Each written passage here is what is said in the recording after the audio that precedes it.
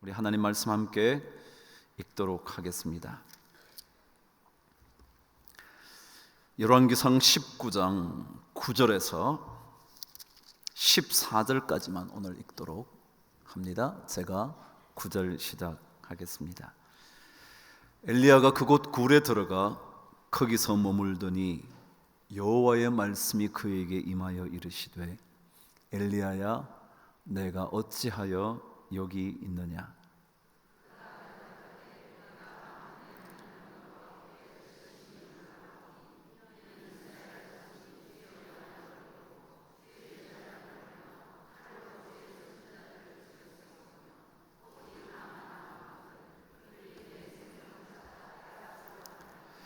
여호와께서 이르시되 너는 나가서 여호와 앞에서 산에 서라 하시더니 여호와께서 지나가시는데 여호와 앞에 크고 강한 바람이 산을 가르고 바위를 부수나 바람 가운데에 여호와께서 계시지 아니하며 바람 후에 지진이 있으나 지진 가운데에도 여호와께서 계시지 아니하며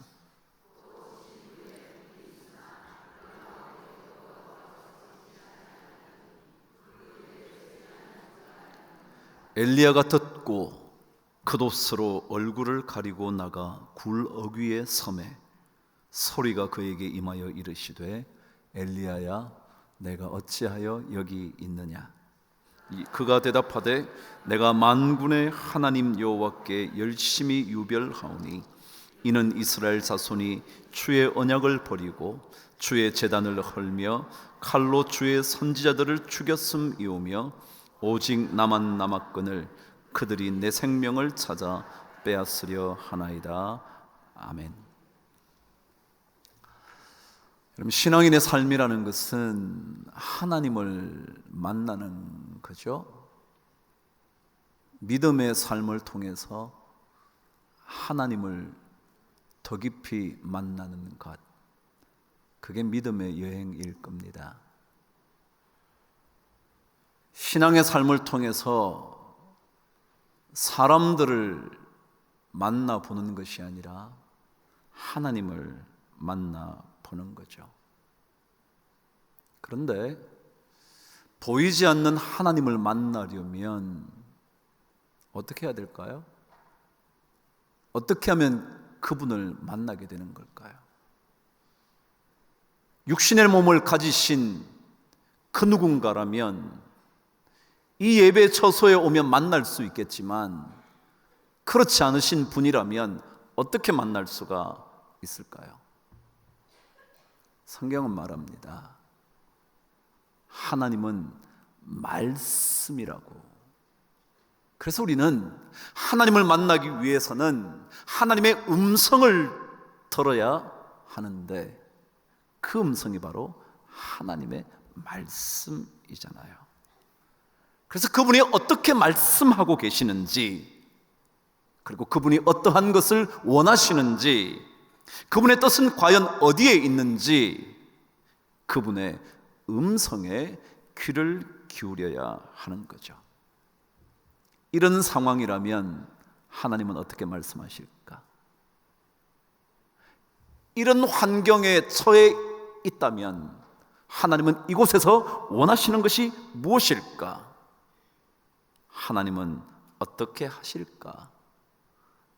그분의 말씀하시는 것에 귀를 기울여 보는 거죠. 그래서 예배 때가 되면 조금은 더 그분의 음성에 귀를 내어 드리는 겁니다. 그분의 소리에 조금은 더 민감해져 보는 겁니다.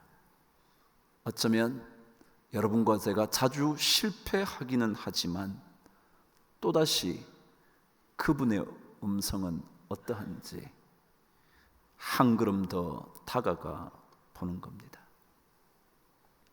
엘리야라는 인물이요, 구약시대에 그처럼 하나님의 역사를 경험한 사람도 없었을 겁니다.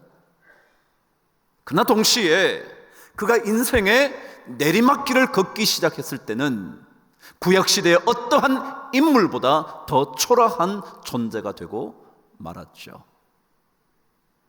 우리 인간이 전부 다 그렇지 않습니까? 한없이 위대한 듯 하지만 어느 한순간 나락으로 떨어지고 말면 가장 보잘것없는 연약한 존재이죠.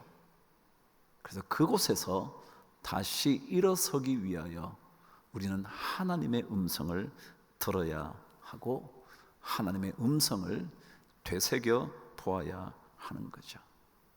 엘리야도 그래야만 했을 겁니다. 내리막길에 있는 엘리야, 어찌할 줄을 모르는 엘리야, 지금 나에게 말씀하시는 하나님의 음성처럼 엘리야에게 들려졌을 겁니다. 뭐라고 말씀하셨는지 오늘 9절 말씀을 통해서 한번 확인해 보시죠. 시작. 엘리야가 그곳 굴에 들어가 거기서 머물더니 여호와의 말씀이 그에게 임하여 이르시되 엘리야야 내가 어찌하여 여기 있느냐. 하나님의 음성이 엘리야에게 들려왔는데 뭐라고 말씀하셨냐면 엘리야야 내가 어찌하여 여기 있느냐. 그럼 이 말씀이 뭘까요? 왜 여기 있냐고 말씀하시는 그 내용이 뭘까요? 거기에 있지 말아야 한다는 말 아닙니까? 다시 말하면 그 자리에서 빠져나와야 한다는 말 아니겠습니까? 왜 여기 있냐고 말씀하시는 것은 거기에 있으면 안 된다고, 거기서 빠져나와야 한다고 말씀하시는 것 아니겠습니까? 이런 믿음의 여행을 위하여 가장 필요한 것은 먼저 여러분과 제가 숨어 들어간 굴에서부터 빠져나오는 겁니다. 오늘 성경 말합니다. 엘리야가 굴 속에 들어가 거기서 머물러 있습니다. 나올 생각을 하지 않습니다. 그러자 하나님께서 왜 거기에 머물러 있지? 라고 말씀하시면서 거기서 나오라고. 그래서 11절 말씀은 이렇게 기록을 합니다. 여호와께서 이르시되 너는 나가서 라고 기록합니다. 나가서. 한국말 번역은 너는 나가서라고 되어 있지만 원문은 원래 명령형 형태로 되어 있습니다. 너는 나가야 한다고. 영어로는 go out, 나와 라고 말씀하시는 거죠. 믿음의 여행은 여러분과 제가 스스로 들어간 굴이든지 타인에 의하여 억지로 들어가게 된 굴이든지 그곳에서 빠져나오는 것입니다. 엘리야는 왜 그 굴 속에 들어갔죠? 두려움 때문이었죠. 자신을 죽이게 할 것이라는 이세벨의 말 한마디 때문에, 두려움 때문에 굴 속에 숨어 들어갔죠. 어찌할 바를 모르는 두려움. 내가 할 수 있는 것이라고는 아무것도 없어서, 죽음밖에 없어서, 그래서 이제 남은 나 한 사람의 목숨을 빼앗으려고 한다고 말하는 그 두려움에 갇혀 그는 굴 속으로 점점 더 들어가게 된 것 같죠. 정말 끝인 것처럼 느껴졌을 거고요, 아무도 내 곁에 없는 것처럼 느껴졌을 겁니다. 그래서 더 두려웠을 거죠. 근데 하나님은 그 두려움의 굴에서 빠져나오라고, 두려움의 굴 속에 머물러 있지 말라고, 혼자가 아니라고. 주님 말씀하신 대로 7,000명을 남겨놓았다고. 그것만이 아니라 능력의 하나님, 기름병에 기름이 마르지 않게 하시고 통에 가루가 끊이지 않게 하셨고 죽은 아들을 살려놓으신 능력의 그 하나님, 수년의 가뭄을 당장 그치게 한 그 능력의 하나님, 850명의 거짓 선지자들을 단 한 명이 무찌를 수 있는 힘을 주신 그 능력의 하나님이 계신다고. 그러니까 그 두려움에서 나오라고. 우리 그렇지 않나요? 두려움에 사로잡히면 꼼짝하기 싫어하는 것 아닌가요? 남 앞에 나서는 것도 하지 않으려고 자꾸 숨어 들어가지 않습니까? 조금만 우리에게 두려움의 흑암이 몰려오면 우리는 문을 꽁꽁 걸어 잠그고 누구도 들어오지 못하게 할 뿐만 아니라 내 자신도 밖으로 나갈 생각조차 하지 않는 것 아닌가요? 그럼 두려워하면요, 평생 굴 속에서 숨어 살거든요. 평생 자신 없거든요. 두려워하면 평생 홍해를 건널 수가 없거든요. 홍해 한가운데 서서 넘실대는 물 때문에 꼼짝달싹할 수 없거든요. 마치 그 바닷물이 금방 나를 삼킬 것 같거든요. 그래서 하나님은 그 두려움의 굴에서 나와야 한다고, 걸어 나오라고, go out. 여러분, 우리를 가두고 있는 굴이 어떤 건가요? 여러분의 뭐가 굴인가요? 무엇에 갇혀서 우리가 그곳에서 빠져나오지 못하는 걸까요? 남들의 손가락질입니까? 남들이 무시하는 것 때문입니까? 그 못났다고 생각하는 아직까지도 벗어나지 못한 학벌의 굴입니까? 돈이 없어서 이렇게 내가 무시당하지 라고 생각하는 굴입니까? 자랑스럽지 못한 자식 때문에 아직까지 굴 속에 갇혀 삽니까? 조그마한 장애 때문에 모든 자신감을 상실하고 남들에게 나서기를 두려워합니까? 자식의 실패가 마치 내 인생 전체의 실패인 것처럼 생각하면서 스스로 굴 속에 자신을 가두며 살지 않습니까? 꼴난 것 집 한 채 없어서 나는 이런 데서 산다고 생각하면서, 그래서 저 사람이 날 무시하는 거지 라고 생각하면서 굴 속에 갇혀 사십니까? 성경은 말합니다. 아니, 하나님은 말씀하십니다. 왜 그 굴 속에 갇혀 있냐고, 나오라고. 사람들은 여러 종류의 굴 속에 갇혀 삽니다. 요나라는 인물 기억하시지 않습니까? 그에게, 아니 이스라엘 백성들에게 영원히 용서할 수 없는 한 민족이 있었다면 아수르라는 족속이었을 겁니다. 그들을 용서할 수가 없습니다. 도저히 용서라는 말은 꺼내기도 싫습니다. 그래서 하나님께서 아수르를 향하여 구원의 메시지를 던지라고 하는 이야기를 듣자마자 그는 도망가 버립니다. 아니, 그럴 수 없다고 생각하는 겁니다. 왜요? 용서할 수 없어서. 사람들은 용서하지 못하는 굴 속에 갇혀 삽니다. 억울해서, 난 도저히 용서할 수 없을 것 같아서, 받은 수모를 생각하면 갚아주고 또 갚아줘야 되기 때문에 난 용서 절대로 못한다고, 그래서 계속 용서하지 못하는 감옥에 갇혀 삽니다. 그러나 하나님은 용서하라고 말합니다. 왜냐하면 그 굴 속에서 빠져나와야 되니까. 용서하지 못하는 분노에 의하여 내 인생이 굴 속에 갇혀 있기를 원치 않기 때문에 하나님은 자꾸 용서하라고 말합니다. 왜냐하면 하나님은 굴에서 빠져나오기를 소원하시기 때문에 그렇습니다. 그 반면에 다윗은 어떤 사람이었냐 하면, 남들은 충분히 굴 속에 갇혀 있을 법한 그 모든 일로부터 빠져나옵니다.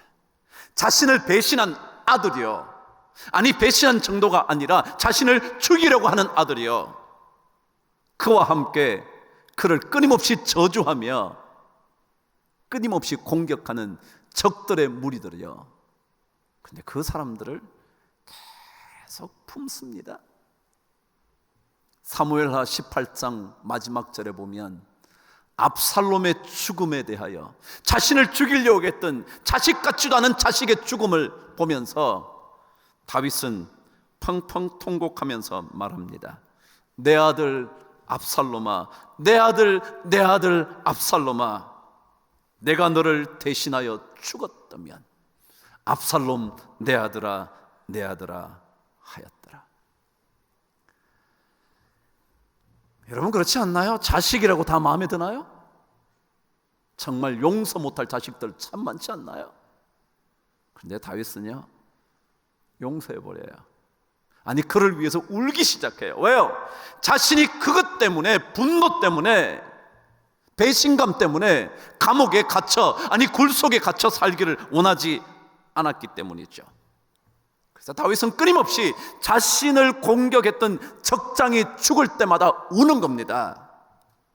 왜냐하면 굴 속에서 빠져나와야 하기 때문에 그렇죠. 그게 하나님의 음성이었기 때문이죠. 믿음의 많은 사람들은요, 다 그 굴 속에 갇혀 있지 않았어요. 아브라함도 그랬거든요. 조카 롯에 먼저 선택해버린 그 일 생각해 보시죠. 섭섭하지 않았을까요? 조금은 억울하지 않았을까요?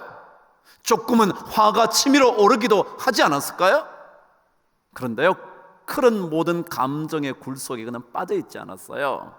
롯이 어려움에 처했을 때 오히려 그가 길러온 용병들을 데리고, 용사들을 데리고 그를 구조하러 떠나지 않습니까? 굴에서 빠져나온 거죠. 섭섭함에 구려, 억울한 구려, 괜히 무시당했다는 생각에 구려, 거기서부터 아브라함 빠져나왔죠. 성경 다 그래요. 스데반을 보세요. 자신을 죽이려고 돌을 던져놓은, 아니 죽음에 이르는 그 순간에도 저들이 알지 못해서 그렇다고 용서해 달라고. 그게요, 하나님의 음성에 귀를 기울이고 사는 믿음의 여행자들은 그래요. 굴 속에 있지 않아요. 두려움의 굴, 억울함의 굴, 분노의 굴, 용서하지 못하는 굴, 무시당했다는 굴, 그래서 다 빠져나오는 거죠. 그래서 예수님은 늘 우리들에게 두렵냐고, 두려워하지 말라고,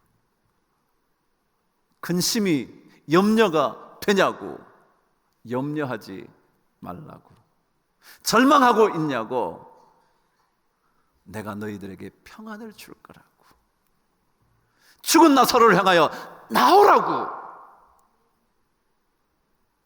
왜냐하면 주님은 우리가 굴 속에 파묻혀 살기를 원치 않기 때문이죠. 그래서 너 말씀에 go out, 빠져나와. 남들보다 못나서, 그만큼 못 살아서 그렇게 자랑스럽지 못하다고 생각되어서 도저히 그 사람만은 용서할 수 없어서, 그러나 그 모든 그런 것으로부터, 자신을 가두는 굴로부터 빠져나오라는 하나님의 음성을 듣고 사는 것, 그게 믿음의 여행이죠.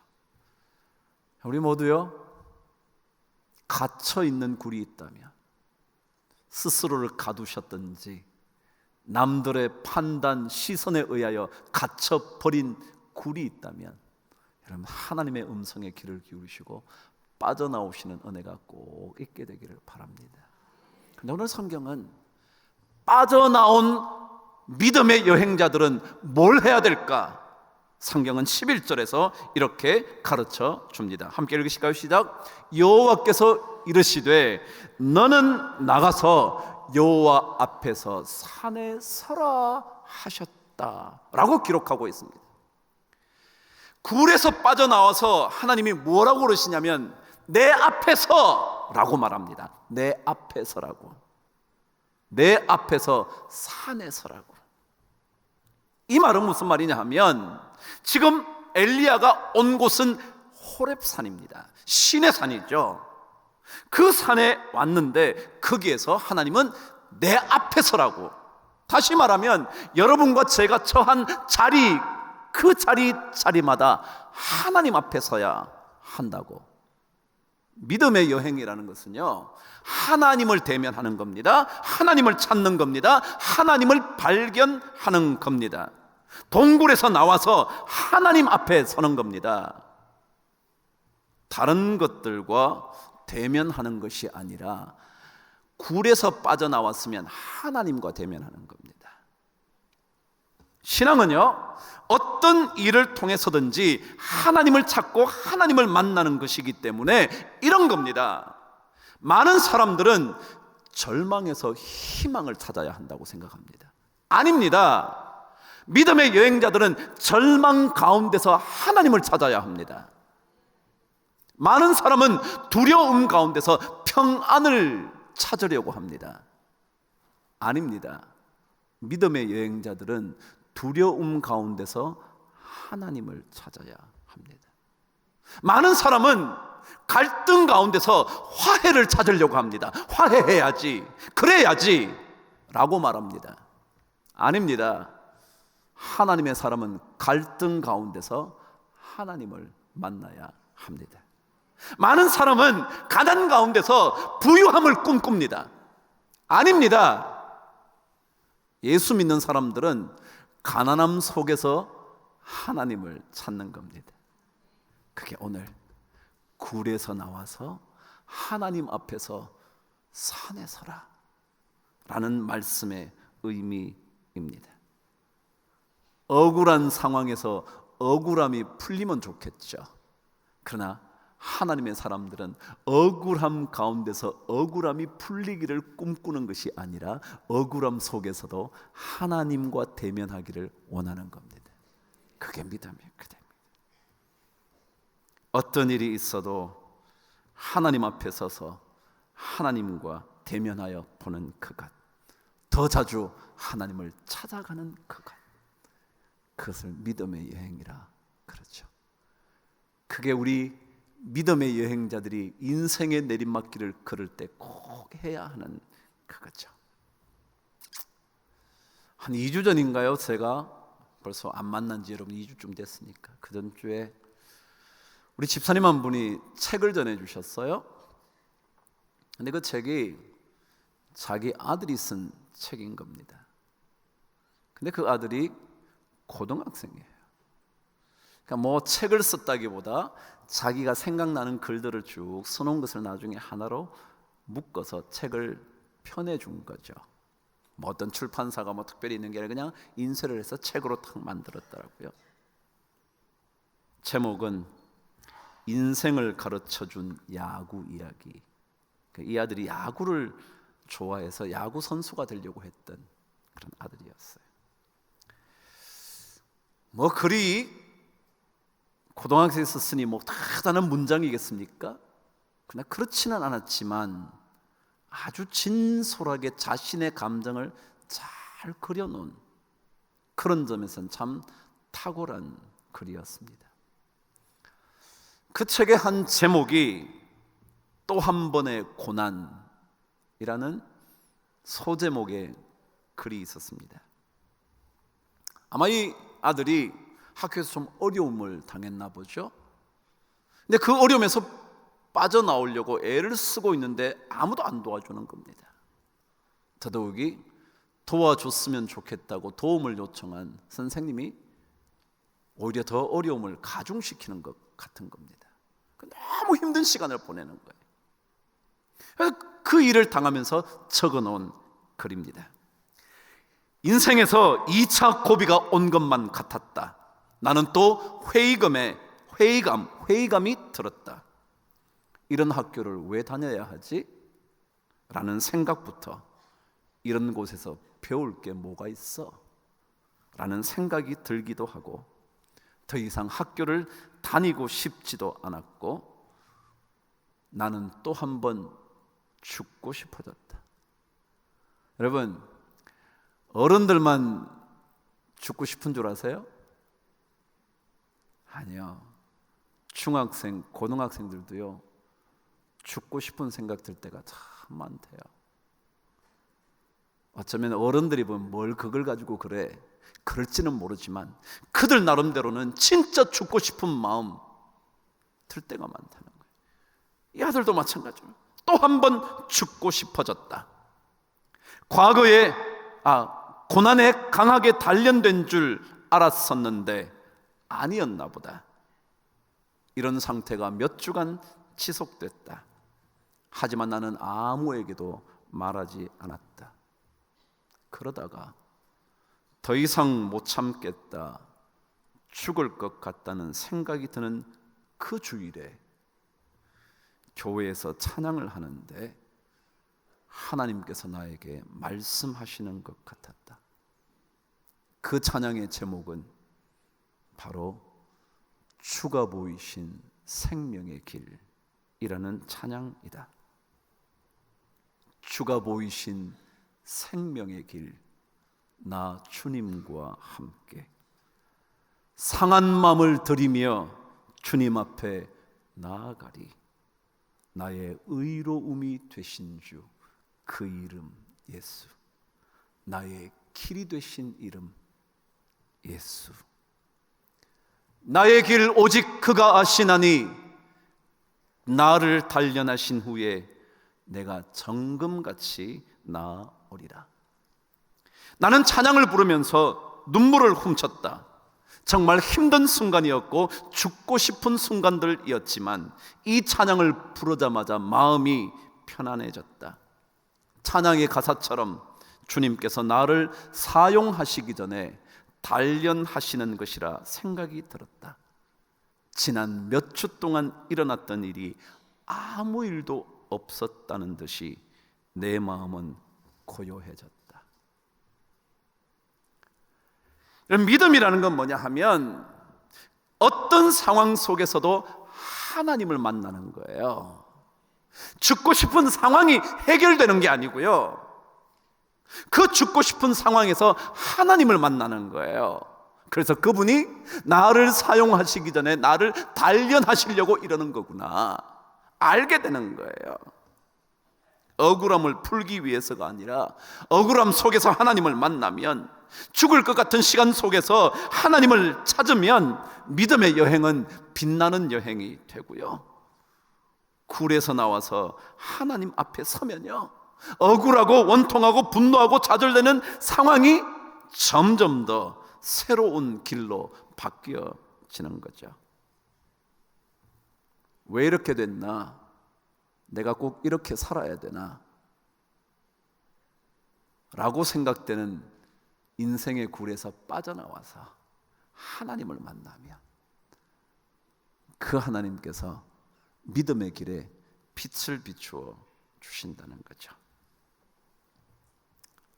그럼 이제 결론으로 갑니다. 그렇다면 하나님과 대면하는 사람, 어떤 상황 속에서도 하나님을 만나려고 하는 사람들은 어떻게 살아가야 하는 걸까? 오늘 11절, 12절은 우리들에게 정확하게 한 가지를 가르쳐 줍니다. 읽어보실까요? 시작. 여호와께서 이르시되 너는 나가서 여호와 앞에서 산에 서라 하시더니 여호와께서 지나가시는데 여호와 앞에 크고 강한 바람이 산을 가르고 바위를 부수나 바람 가운데에 여호와께서 계시지 아니하며 바람 후에 지진이 있으나 지진 가운데에도 여호와께서 계시지 아니하며 또 지진 후에 불이 있으나 불 가운데에도 여호와께서 계시지 아니하더니 불 후에 세미한 음성이 있는지라. 이건 무슨 말 같으세요? 무슨 뜻을 담고 있는 이야기 같으세요? 여러분, 하나님 앞에 서서 하나님을 대면하는 것, 어떤 환경 속에서도 하나님을 찾으려고 하는 것, 그것은 어떤 의미를 가지고 있느냐 하면 거대한 것, 거대한 어떤 것에 대한 환상에서 벗어나 오히려 세미한 것에 더 집중하는 인생을 우리에게 요구한다는 겁니다. 자, 보세요. 우리 문제가 일어나면요, 하나님의 엄청난 역사가 일어나서 확 다 없애버렸으면 좋겠죠. 크고 강한 바람이 불어와서 그거 다 쓸어가 버리면 좋겠죠. 아니, 지진이 일어나서 그 모든 문제를 삼켜버리면 좋겠죠. 불이 와서 그 모든 문제를 불태워버리면 좋겠죠. 그런데 하나님은 그렇게 안 해요. 그거 아니야. 세미한 소리에 귀를 기울여. 참 이상하죠. 우리 예수 믿는 사람일수록 기도하면 놀라운 일이 벌어진다고 다 생각해요. 맞아요. 그런 거 꿈꿔야죠. 기대해야죠. 그럼에도 불구하고 믿음의 여행자들은 그러한 것만이 아니라 작은 것에, 세미한 것에 우리의 삶을 거는 겁니다. 큰 것에만 눈 돌리고 사는 것이 아니라 크고 강한 바람만, 하나님의 역사만 나에게 일어나기를 바라는 것이 아니라 한바탕 그 큰 바람이 불어오고 거대한 지진이 일어나 모든 문제를 없애주기를 바라는 것이 아니라, 그래서 작은 것은 함부로 대하고 작은 것은 아무것도 아니라는 그런 마음으로 살아가는 것이 아니라 오히려 그것이 소중하다고 생각하며 그것에 자꾸만 눈을 돌리는 거죠. 그럼 다니엘이라는 인물을 한번 생각해 보세요. 잘 아시는 바대로 누차 이분의 얘기만 나오면 이 얘기인 것 아시잖아요. 왕 외에 다른 신에게 무엇을 구하거나 다른 사람에게 구한다면 굶주린 사자의 입에 찢겨 죽이겠다고 그 조서에 도장이 찍힌 것을 알게 됐죠. 그런데 다니엘서 6장 10절은 이렇게 기록을 합니다. 그 조서에 도장이 찍힌 것을 알았지만 자기 집에 돌아가서는 윗방에 올라가 예루살렘으로 향한 창문을 열고 전에 하던 대로 하루 3번씩 무릎을 꿇고 기도하며 그의 하나님께 감사하였더라. 다니엘은요, 엄청난 것에 귀를 기울이지 않아요. 하나님께 절하지 않으면 자기를 죽일 것이라는 그 말에도 귀를 기울이지 않고요. 아니, 하나님께서 사자의 입을 완전히 틀어막아서 어떻게 하실 거라 그런 것도 관심 없고요. 그냥 작은 거요, 늘 해오던 대로 그냥 기도하는 거예요. 그리고 하나님께 감사하는 거예요. 무슨 감사가 나와요? 하나님 이럴 수 있나요? 저런 사람들, 나를 모함하기 위하여 저런 엉뚱한 일을 벌이는 사람 하나님 크고 강한 바람으로 데려가시죠. 그게 아니에요. 그냥 자기는 하나님께. 신앙생활은 큰 것에만 눈 돌리면서 헛된 생각에 빠지는 것이 아니라 작은 일에 충성해 보는 것입니다. 믿음의 여행은 일확천금이 아닙니다. 제가 일부에도 그랬어요. 이 확자가 무슨 확자냐면요, 움켜쥘 확자입니다. 그러니까 한 번에 천금을 움켜쥔다는 거야.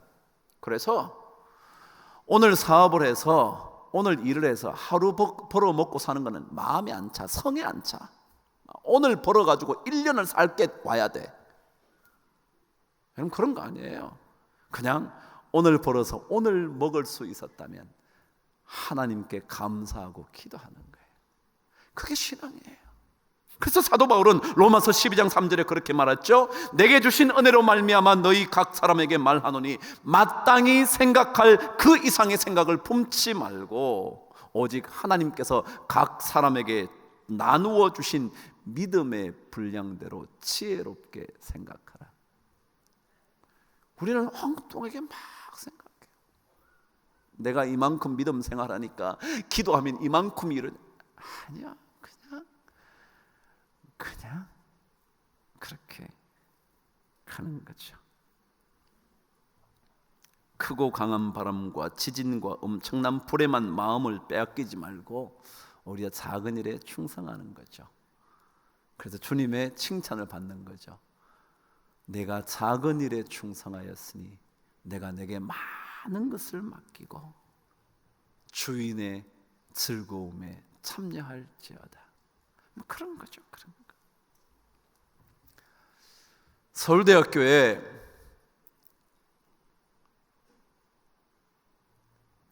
소비 트렌드를 연구하는 연구소가 있습니다. 그러니까 올해는 어떤 소비를 할 건가, 그 연구를 해서 소비 트렌드를 발표를 해요. 근데 2018년에 그 소비 트렌드를 분석한 결과 3개의 단어를 말했습니다. 그 하나가 meaning out, 케렌시아, 마지막이 소확행이라는 거예요. 들어보신 거 있나요?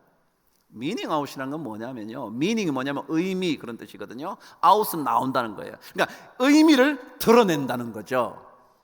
예를 들자면 동물을 사랑합시다, 뭐 이런 얘기 안 하고요, 동물을 사랑하면 밍크 코트 안 입어야지 라고 말하면서 자기들은 밍크 코트 같은 것을 입고 와요. 그게 뭐냐면 인조털이에요.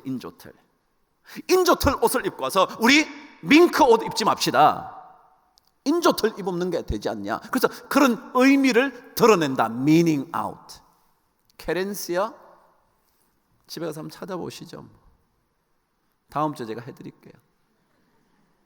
이건 투사들의 이야기인데요, 투하는 이야기예요, 나중에.